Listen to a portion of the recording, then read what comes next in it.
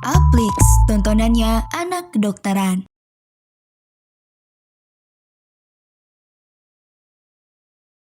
Halo teman Upmaths, kembali lagi bareng aku, Kak Adel. Di video kali ini kita akan belajar tentang bedah, terutama trauma. Adapun learning outcomes kita kali ini yaitu teman Upmaths mampu mengetahui langkah awal penanganan bedah trauma melalui primary survey dan juga secondary survey. Nah, fokus kita hari ini adalah bedah trauma. Jadi kita akan membahas tentang primary survey dan juga secondary survey. Kita mulai dari primary survey dulu. Nah, teman Upmaths penting buat kita tahu tentang A, B, C, D, dan E untuk primary survey karena ini penting untuk dinilai.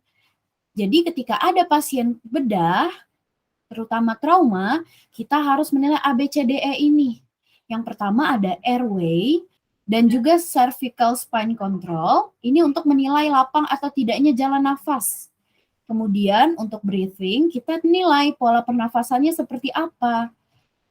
Untuk circulation, ini untuk menilai hemodinamik seperti tanda-tanda vital.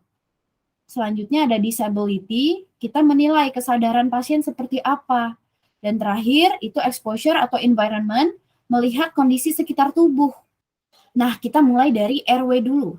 Kita harus nilai apakah ada obstruksi jalan nafas. Nilai apakah ada suara nafas abnormal dari saluran pernafasan atas, misal stridor. Stridor tuh kayak ngorok gitu loh. Terus selain itu ada usaha nafas hingga penggunaan otot aksesori atau enggak, kayak retraksi gitu loh. Kan normalnya kita nggak kelihatan ya usaha nafas dengan otot-otot tambahan. Kemudian kita lakukan posisi yang benar dengan cara head tilt chin lift. Nah, ini tidak boleh dilakukan atau kontraindikasi pada orang yang kita curigai ada trauma spine-nya. Jadi, kapan sih kita curigai trauma spine? Ketika ada jejas di leher ke atas. Kalau kita curigai trauma spine, maka yang dilakukan jangan head tilt chin lift, tapi jaw thrust. Atau bisa juga dilakukan spine control dengan menggunakan collar brace. Terus ada alat bantu awal juga kalau semisal ada stridor bisa diberikan OPA atau oropharyngeal atau nasopharyngeal tube. Ini juga kontraindikasi atau tidak boleh dilakukan pada orang yang kita curigai fraktur basilar. Kemudian ada alat bantu lebih lanjut atau definitif yaitu intubasi atau ETT. Nah, ini juga kontraindikasi pada orang yang ada fraktur maksilofacial masif atau yang surgical. Jadi nggak boleh dilakukan ya. Di luar dari itu boleh dilakukan intubasi. Nah, ini gambarnya ya kalau jaw thrust. Kalau head tilt chin lift dia lebih ke atas lagi. Makanya nggak boleh dilakukan pada orang yang kita curigai trauma spine. Makanya lebih aman menggunakan manuver jaw thrust. Nah, ada juga penanganan tambahan emergency. Kalau semisal ternyata kita nggak punya alatnya ET dan dia benar-benar butuh terapi penanganan airway tambahan, bisa kita lakukan krikotiroidotomi atau tracheostomi. Nah, bedanya apa? Bedanya ya cuma di bagian lokasinya. Kalau krikotiroidotomi, dia lokasinya di sini nih. Dekat dengan krikoid dan tiroid. Kalau tracheostomi ya berarti dia di trakea. Kalau dia penanganan airway untuk orang yang tersedak atau choking, contoh pada orang yang makan bakso terlalu semangat nih, saking enaknya baksonya, ternyata dia tersedak atau choking. Ya udah kita lakukan Heimlich maneuver atau abdominal thrust.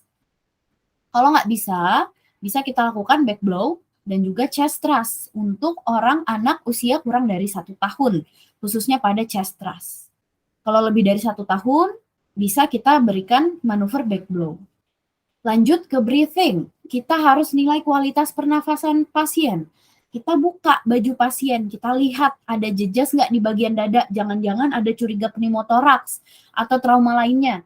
Terus kita perkusi, nilai apakah ada kelainan di rongga dada, misal ternyata ada akumulasi cairan atau udara, otomatis kan dia jangan-jangan hipersonor, jangan-jangan dia jadi redup gara-gara ada cairannya. Terus kita auskultasi juga, nilai suara nafasnya, vesikular nggak, bagus nggak, atau jangan-jangan ada bunyi lain, jangan-jangan ada rongki. Terus kita lihat juga regularitas laju nafasnya gimana, normal apa enggak. Lanjut ke circulation, kita nilai keseimbangan hemodinamik.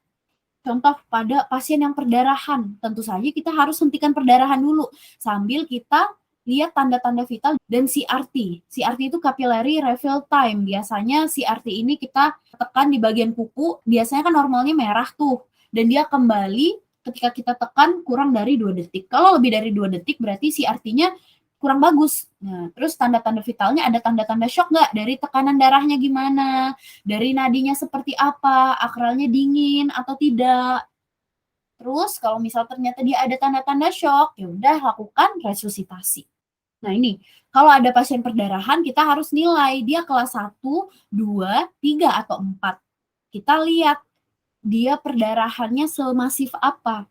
Kalau kurang dari 750 cc berarti dia masih kelas 1. Kalau dia lebih dari 2000 maka dia kelas 4. Kalau di antaranya ya dia 750 sampai 1500 itu masih kelas 2, terus kalau lebih dari 1500 tapi kurang dari 2000 dia kelas 3. Nah, ini dilihat dari tanda-tanda yang lain, dari nadinya. Kalau kelas 1 dia masih kurang dari 100 kali per menit. Kalau dia udah meningkat, berarti dia lebih dari kelas 1. Apalagi nih kalau udah kelas 4, dia udah sampai lebih dari 140 kali per menit. Dan tekanan darah itu akan menurun mulai dari kelas 3 sampai kelas 4. Dan harus dilihat dari urin outputnya juga nih. Kalau udah dikit banget 5 sampai 15 cc, itu udah jelas dia udah shock banget nih kelas 3. Atau bahkan nggak ada sama sekali di kelas 4. Dan juga lihat pada kesadaran atau status mentalnya. Kalau kelas 1 mungkin dia masih cemas sedikit, kelas 2 juga masih cemas-cemas dikit, kelas 3 dia udah kebingungan, cemas, apalagi kelas 4 dia udah letargi. Nah, pembedanya terapinya kalau kelas 1 dan kelas 2 masih diberikan kristaloid, sedangkan kelas 3 dan kelas 4 itu diberikan kristaloid dan juga darah untuk menggantikan perdarahan yang masif tadi. Nah, itu tadi pembahasan kita tentang primary survey. Kalau sudah kita lakukan primary survey, maka kita wajib melakukan secondary survey. Nah, kita anamnesis dulu. Yang penting adalah ampel. Kepanjangannya apa? Kita lihat ada alergi apa enggak. Kita tanyakan. Terus medikasinya, dia ada rutin minum obat atau enggak. Kemudian dia ada riwayat penyakit apa atau penyakit komorbid lainnya. Sama terakhir kali dia kapan makannya atau last meal-nya kapan. Dan event apa yang terjadi kok bisa dia mengalami trauma seperti tadi. Nah, jangan lupa kita periksa Hep tutu secara menyeluruh untuk menemukan tanda hasil trauma pada bagian tubuh tertentu. Oke, sekarang kita kuis ya. Kamu bisa pause video ini dulu, nanti kita bahas bareng-bareng. Pertanyaannya adalah apa tata laksana awal pada pasien? Laki-laki usia 16 tahun pasca kecelakaan lalu lintas dibawa ke IGD. Pemeriksaan fisik didapatkan airway clear, breathing-nya itu 24 kali per menit, circulation-nya tekanan darah 80 per 50 mmHg. Nadinya 120 kali per menit. Pemeriksaan abdomen didapatkan nyeri pada abdomen bawah dan daerah suprapubik. Urin tampak berwarna merah pada kateter dan hasil pemeriksaan darah menunjukkan Hb-nya 8 gram per dl. Leukositnya agak meningkat 15.900 dan hematokritnya 17,7%. Trombositnya 165.000. Jadi, apa yang harus kita tata laksana dulu? Jawabannya adalah C, resusitasi cairan. Kenapa jawabannya adalah C?